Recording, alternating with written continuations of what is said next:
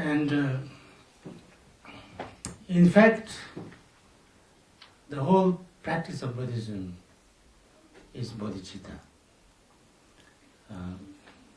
Because it's either generating and developing our compassion, or generating and developing our wisdom. Wisdom means to be able to experience, the way things really are. That's called wisdom. And so therefore, when you have wisdom, then you understand the nature of everything, so there is no delusion, there is no ignorance. So, wisdom and compassion, that's the essence and the, kind of the heart essence of the whole Dharma and practice. And so therefore, I've observed that many great masters, when they talk about bodhicitta, they get really moved. I've seen many times His Holiness Dalai Lama crying, weeping. He doesn't cry when there are problems or difficulties. When he talk about problems and difficulties, and he never cries that time. He cries when he talks about bodhicitta. And he cries by saying that it is so fortunate that I can talk about bodhicitta. It is so fortunate that we all can think about that. It is so wonderful that there is something called bodhicitta. Because he says that, if you have bodhicitta, if you can little bit generate bodhicitta, it's good for me, good for everybody, good for the whole world. It only brings good for everybody. Because if you really have, kindness, compassion, a kind of benevolent wishing and benevolent feeling towards everybody, then, it's not only you do good things for others, you don't harm anybody, but you yourself becomes, peaceful, fearless, courageous, joyful, So therefore it's good for me, good for others, good for now, good in the long run. So therefore there's nothing better than that, nothing important than that. That's why, it's the heart essence of every practice, Dharma practice. That's why sometimes, like Dalai Lama always says, my religion is good heart. There's nothing else. That's it. Actually, that's the essence of Buddhism, good heart. If that is there, then everything is there. If that's not there, whatever we do is something that is not right. It's not so correct. That's why I always used to talk about this story. Sometimes, even if you do lots of things like mantras and visualizations and things like that, if you have no bodhicitta, it can go wrong. You can become ghost. We have lots of ghosts, The lamas becoming ghosts. That becomes what we call Gyalpo. You know about this called Shugden. That's also one like that. Shugden? Yeah, Shugden is a lama becoming ghost. A Gyalpo. Yeah. The Gyalpo is a lama who practices a lot but doesn't have bodhicitta, so then he becomes, negative. So the story is, I think many of you heard this story. But maybe some people didn't hear this story, so I want to tell this story. So there are two evil spirits, two different types of it. One is the Gyalpo, that, we just talked about, a bad lama becoming a ghost. Another is a Zen. Zen is another type, another type of evil spirit, who is very quick, who is very, immediately, like heart attack. He's kind of heart attack. Red in color. Anyway, I'm not going to describe how it looks like. Now these two evil spirits met. And then each one says, I'm the strongest, I'm the worst. It's because worst is the best, for the evil spirit. So Gyalpo says, I can harm people the best way, or the worst way. And then the Zen says, no, I can do it better. I'm the strongest, I do the worst way. And then they said, now we make a competition. So let us see who can do better. And then they see there's two caves, and in these two caves there are two lamas doing meditation. And they said, look, there are two lamas. We select each of the lamas and then we try to harm them. Who can harm best would be the winner. And then, no, I am telling the wrong story.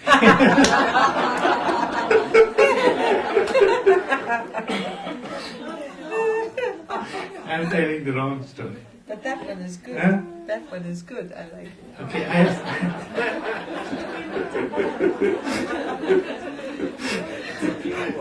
I'll finish this story anyway. But I'm telling the wrong story. I'll tell the right story afterwards. So then, this is something else. But anyway, you want me to finish the story? Yes, for sure.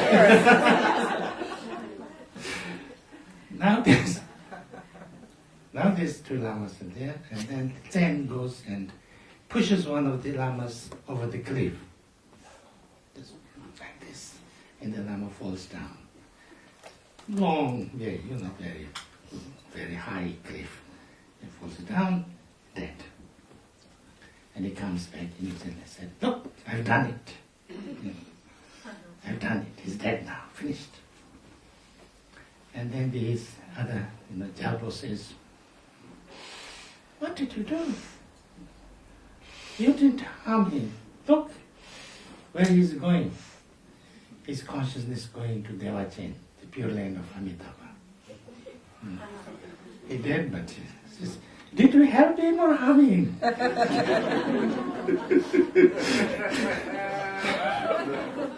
He says, and then he said, then how do you do? He says, you wait. You just wait. Now, this other lama, everything goes so good, everything becomes very well, very successful. If you bless somebody, immediately they get well, Everything goes well, and then lots and lots of people come to see him, and many of his students, and many devotees, and then he becomes richer and richer, and then he's so rich that he cannot be in the cave anymore. He has to build a big place in the town, and then he has to make some business, and then he meets a beautiful girl, he gets married, and then more and more stronger, and then he becomes very big and very prosperous, and then so many, and then he creates also enemies. So then people are jealous and things, and then they're enemies and things like that, and then they're fighting conflicts and things like that. And then at the some time, then some of the enemies come and kill him. Now he has forgotten all the Dharma, all Bodhichitta, all everything, because he's become just something like that. Then he becomes he becomes the assistant, or his servant, the servant of the evil spirit. And then he says, look, this is how I do. But this is not a story I was going to tell, but she can translate that first.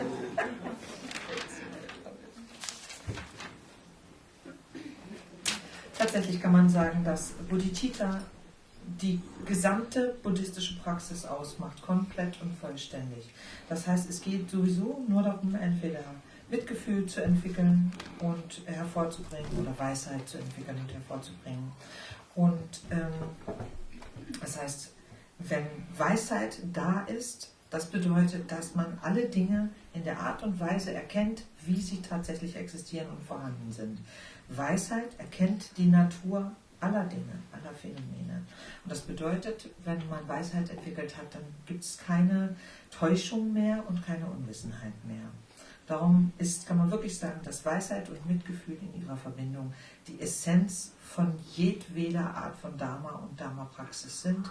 Die gesamte Dharma-Praxis und der gesamte Dharma besteht letztlich aus nichts anderem. Das ist die reine Essenz davon. Und ich habe das wirklich, sagt Rinpoche, oft schon beobachtet, dass wirklich große Meister und Meisterinnen, wenn sie über Bodhichitta sprechen, so bewegt sind, dass sie teilweise sogar weinen müssen. Zum Beispiel seine Heiligkeit der Dalai Lama weint, wenn er über Bodhichitta spricht. Er weint nicht, wenn er über die ganzen Schwierigkeiten und Probleme redet.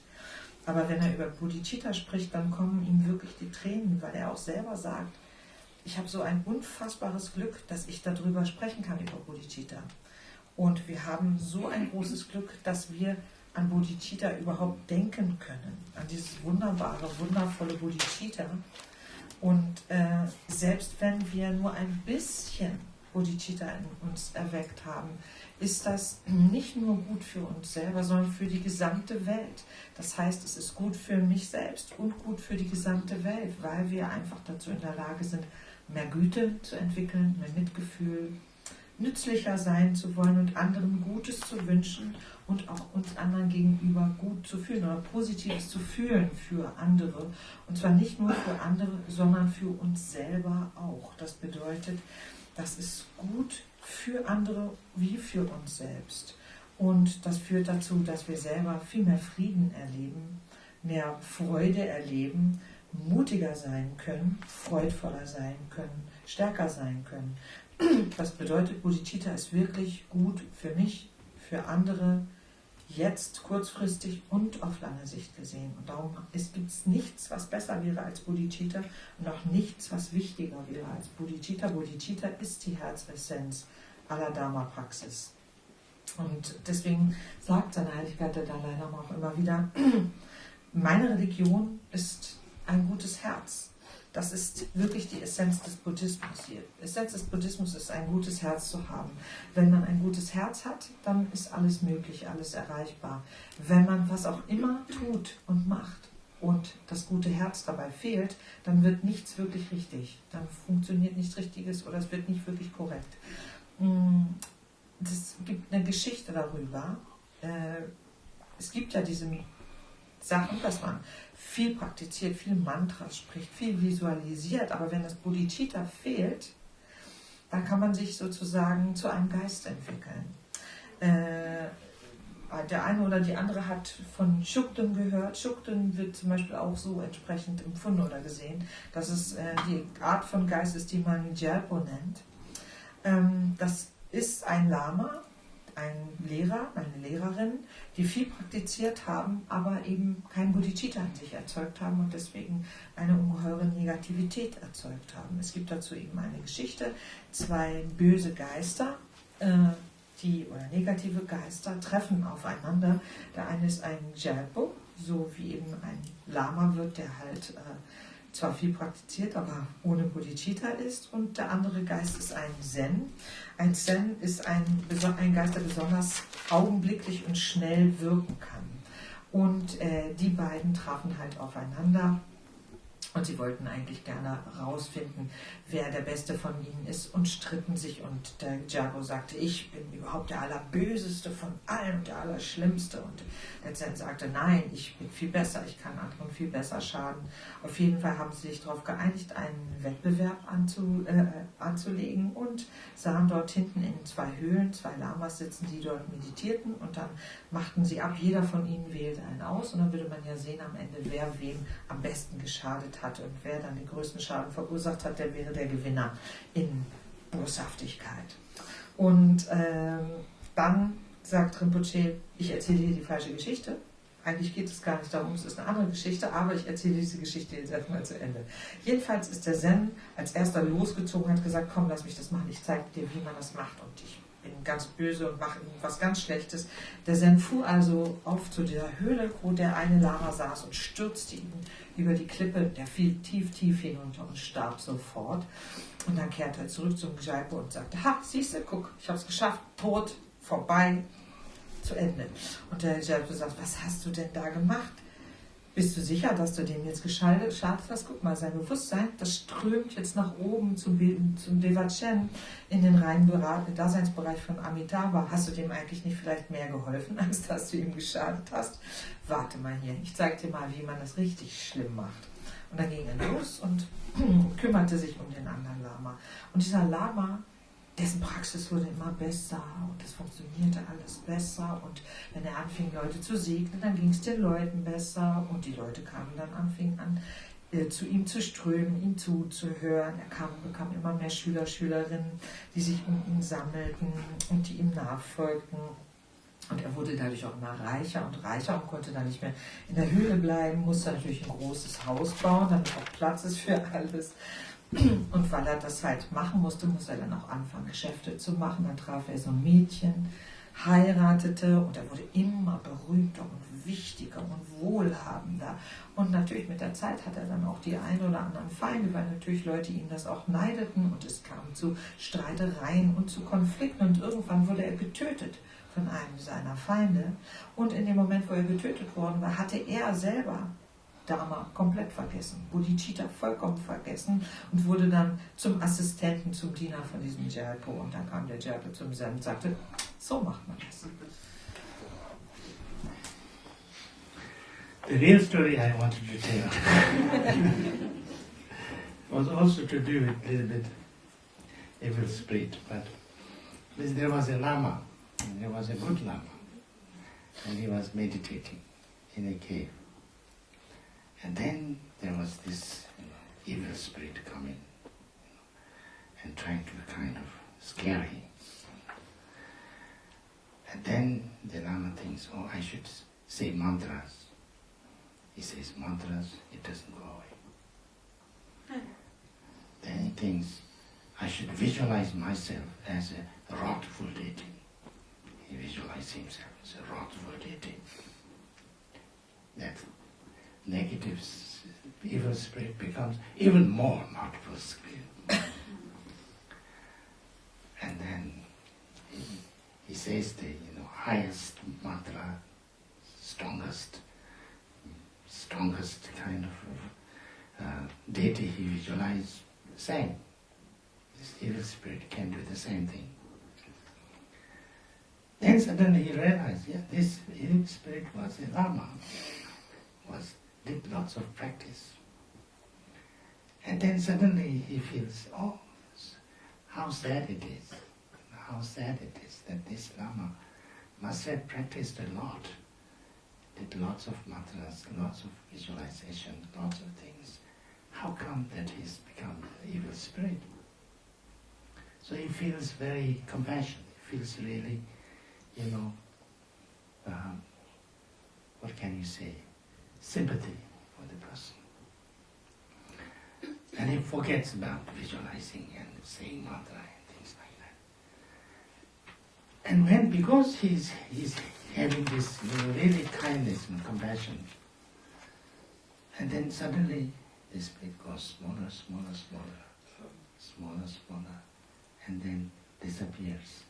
And in a very small voice says, that I did not have. Means that compassion. I did not have. So the idea is that, understanding is, if we have bodhicitta, everything is okay. If we have no bodhicitta, it's not enough. Yeah? And so therefore, the bodhicitta is regarded as the